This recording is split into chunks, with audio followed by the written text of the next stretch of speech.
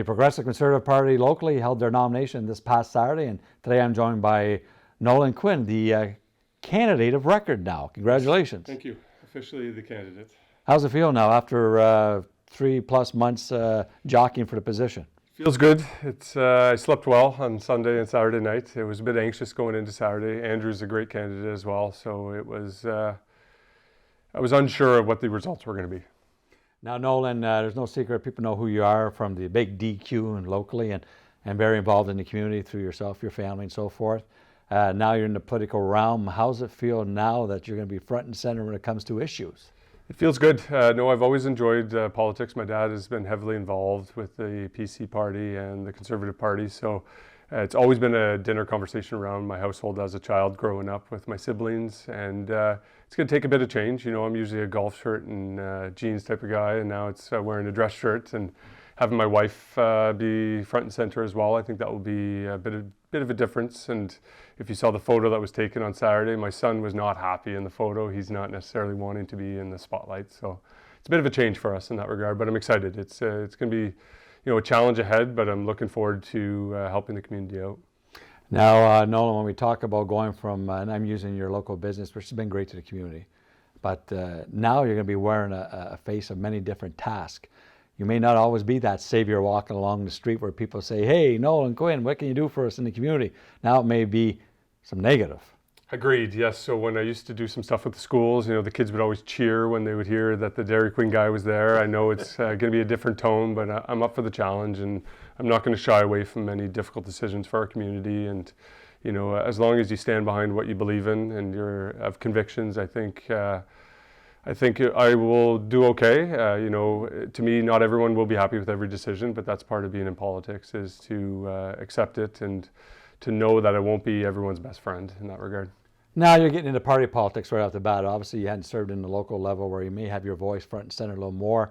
You're getting ready into party politics where you may have to walk the party line sometimes, or you may not have friends in Queen's Park. How does that feel with you? Agreed. I believe there's a right way and the wrong way of doing it. I'm ready to challenge the party behind closed doors, but sometimes you do have to follow the party line with regards to that. But I'm not going to shy away from those difficult conversations, whether it's in front of the cameras or behind the cameras. I'm ready for the challenge that's ahead, and I know there'll be some times that I may not necessarily 100% agree with everything, but it's for the better good of our riding and for our province.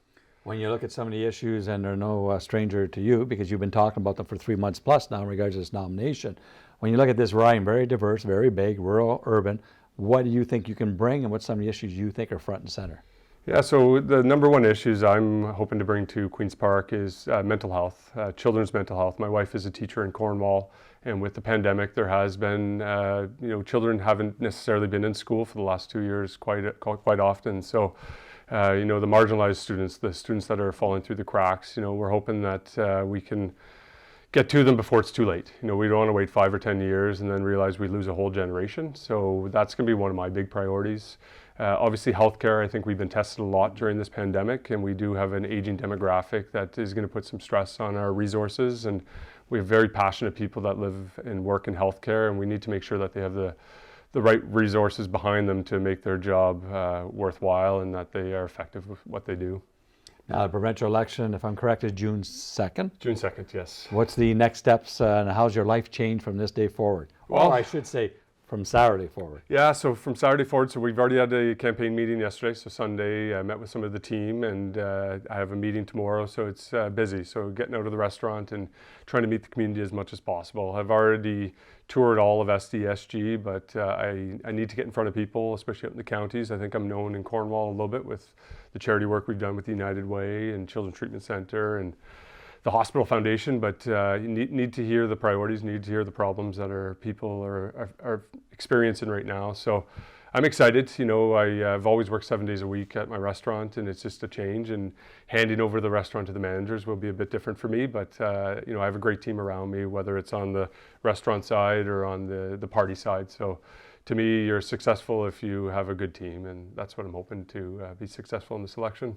Now, we said off air talking about good things happening, and hopefully for yourself, but you are following up an MPP who's actually the Conservative member now. How's that feel and resonate with you? Well, I do have big shoes to fill. So I think it does help being the party in power in the area. So we do have a good base, and it helps to have a good team. And they've had a couple successful elections, so that does help. It's the big blue machine, as we all refer to it in SDSG. Obviously, with Jim, Guy, Eric.